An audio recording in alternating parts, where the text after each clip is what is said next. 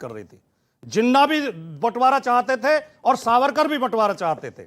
जितने कम्युनल जिन्ना थे उतने ही कम्युनल सावरकर भी थे। अब बता रहा हूं, दो राष्ट्र का सिद्धांत आया 1875 में, अल्ताफ हुसैन हाली, और उन्होंने पूरी एक कविता लिखी उसके ऊपर। उन्होंने साफ साफ कहा, उन्होंने यह कविता लिखी थी, वो दीन हिजाजी का बेबाक बेड़ा, निशा जिसका अक्साए आलम में पहुंचा, न दीना में अटका न मंजिल में टटका, मुहाजिर हुआ कोई इंसान है जिसका किए पैसे पर जिसने सातों समंदर वो डूबा दहाने में गंगा क्या कर। उन्होंने कहा हिंदुस्तान में रुका था वो इस्लाम का कारवां, यहीं से खड़ा करें। सावरकर तो पैदा हुए थे भाई मुश्किल। आपकी नफरत भरी भाई जवाब दे लूं भाई, सुनिए, चाइना के सिकांग प्रोविंस में लड़ाई आरएसएस की वजह से, बर्मा में लड़ाई आरएसएस की वजह से, बोस्निया हर्जोगोविना में आरएसएस की वजह से, सोमालिया इथियोपिया आरएसएस की वजह से, फिलिस्तीन में आरएसएस की वजह से, लंदन मैड्रिड ब्रिस्बेन में सारी लड़ाई आरएसएस की वजह से, 9/11 आरएसएस की वजह से हुआ था।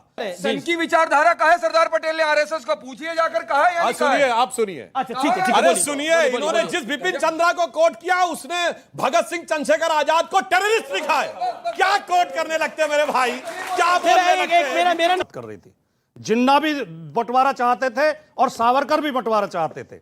जितने कम्युनल जिन्ना थे उतने ही कम्युनल सावरकर भी थे। आज आपने कहा कि वो सरिया की बात करते थे, लेकिन आज हम मानते हैं भारतीय जनता पार्टी का कोई नेता सांप्रदायिक बात करे, नफरत फैलाने की बात करे, वो उसका व्यक्तिगत आरोप उस पर लग सकता है, लेकिन भारतीय जनता पार्टी क्योंकि भारतीय संविधान की शपथ लेती है तो हम उसे इसलिए धर्मनिरपेक्ष पार्टी मानते हैं।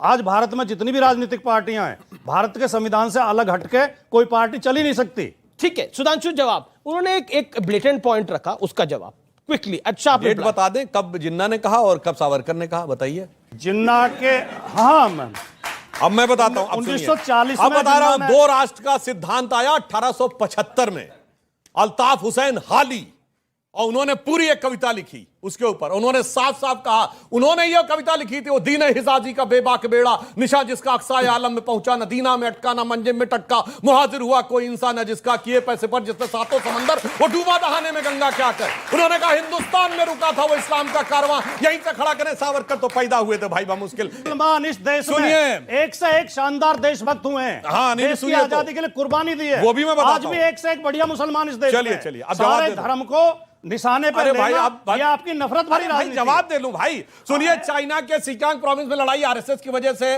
बर्मा में लड़ाई आरएसएस की वजह से, बोस्निया हर्जोगोविना में आरएसएस की वजह से, सोमालिया इथियोपिया आरएसएस की वजह से, फिलिस्तीन में आरएसएस की वजह से, लंदन मैड्रिड ब्रिस्बेन में सारी लड़ाई आरएसएस की वजह से, 9/11 आरएसएस की वजह से हुआ था।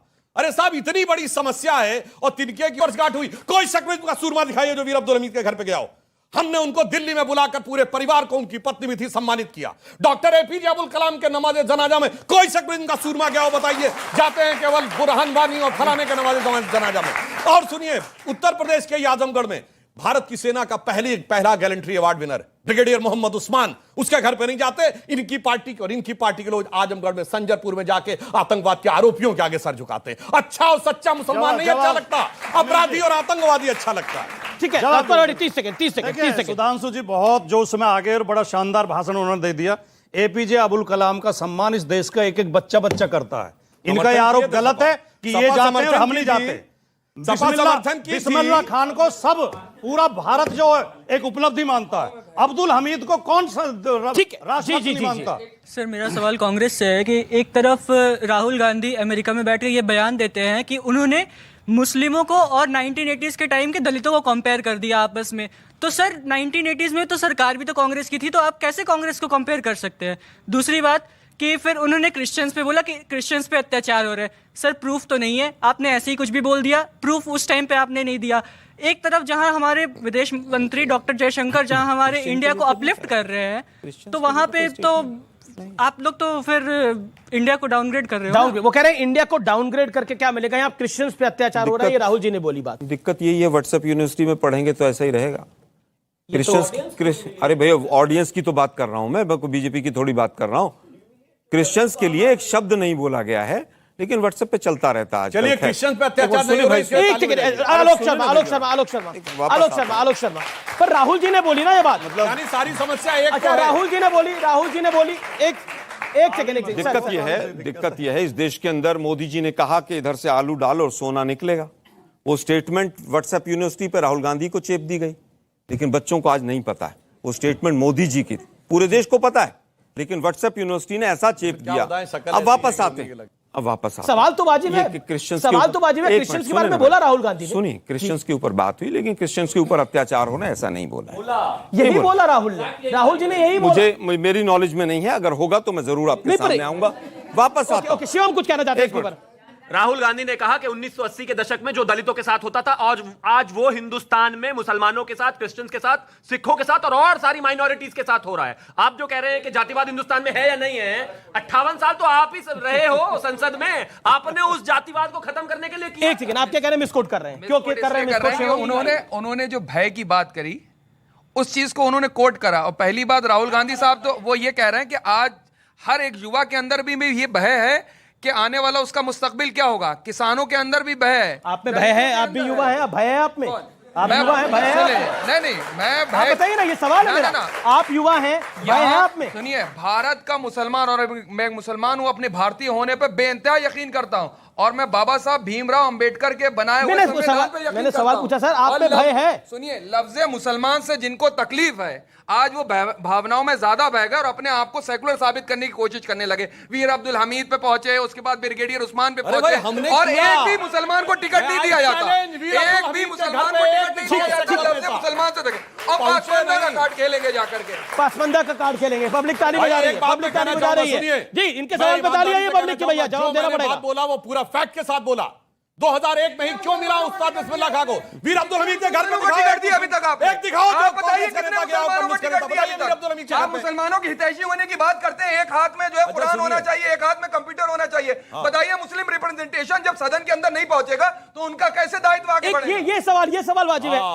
देखिए अच्छा सुनिए सुनिए। अच्छा ठीक है, ये आप कहते हैं कि ये देश सेकुलर है, ये कहते हैं ना बात आप। अगर ये देश सेकुलर है, ये सवाल है, और इस सवाल में पब्लिक ने ताली भी बजाई है।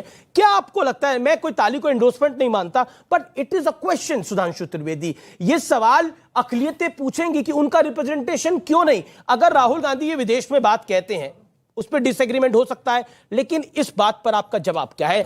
देश आपको सुन पहली रहा है बात इस इनको समय। क्लियर कर दूं जी। बाबा साहब अंबेडकर का नाम बहुत लेने लगे हैं आजकल ये लोग। बता रहा हूं, उनकी किताब है पाकिस्तान अथवा भारत का विभाजन, पेज नंबर 104 105 पे जाके पढ़िए। उन्होंने लिखा है कि इस्लाम के लिए भाईचारा एक बंद कंपार्टमेंट है, जहां सिर्फ इस्लाम के अंदर वालों के लिए भाईचारा है, बाहर वालों के लिए नफरत और हिकारत है। सुनिए, अब आरएसएस, अरे भाई इस्लाम के बारे में बोल रहे हैं, आरएसएस के बारे में बाबा साहब क्या बोला? बोलिए, कोट करिए, जवाब सुनिए। कहां लिखा है? मैंने किताब कोट करके बोली, हम मत बोलिए। क्या किताब बताइए कौन सी है? कोट करिए। मैं आपको बता दूं, बाबा साहब भीमराव अम्बेडकर, सुन लीजिए, मैं बाबा साहब भीमराव अम्बेडकर को बता दूंगा, इसके बाद आपको जो है सरदार पटेल जी का कोट बता करिए, दूंगा। किताब मैं चलिए सरदार पटेल को ही कोट कर दूं। 1948 के अंदर फरवरी 1949 आजादी के बाद का भारत, रिटन बाय बिपिन चंद्रा के अंदर आरएसएस को, अरे भाई बिपिन चंद्रा तो लेफ्टिस्ट थे भाई, बाबा साहब को कोट आप करो। इतिहास में लेके जा रहे हैं। सुन लीजिए, इतिहास में तो ये पहुंचे। पब्लिक प्रेजेंट में आना चाहती है, क्यों भाई? प्रेजेंट में आना चाहिए ना। आप लोग इतिहास में लेके जा रहे हैं। सन की विचारधारा कहा है सरदार पटेल ने आरएसएस को? पूछिए जाकर, कहा है या नहीं कहा है? सुनिए, आप सुनिए। अच्छा ठीक है, अरे सुनिए, इन्होंने जिस बिपिन चंद्रा को कोट किया, उसने भगत सिंह चंद्रशेखर आजाद को टेररिस्ट लिखा है। क्या कोट करने लगते हैं मेरे भाई, क्या बोलने लगते हैं? मेरा